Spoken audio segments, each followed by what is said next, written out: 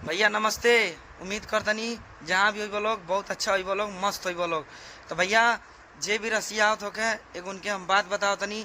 जे भी देवरिया, गोरखपुर, रुद्रपुर, चाहे मतलब कौड़ी राम कहीं से भी होके, चाहे गगहा होके, चाहे मान लो सिवान होके, छपरा, गोरखपुर जिला कहीं से जे भी होके भैया रसिया आवत हो लोग। तो ये बात के ध्यान रखिए लोग। हम का कहतनी सबसे बड़ी बात बा कि पासपोर्ट के संगे एगो पर्ची मिली यहाँ हमारा रसिया में एयरपोर्ट पर। जब एयरपोर्ट से बाहर निकलवा एंट्री करके तो एगो पर्ची मिली। वो पर्ची हेराए के नहीं चाहिए। हम पर्ची दिखाओ तनी भैया।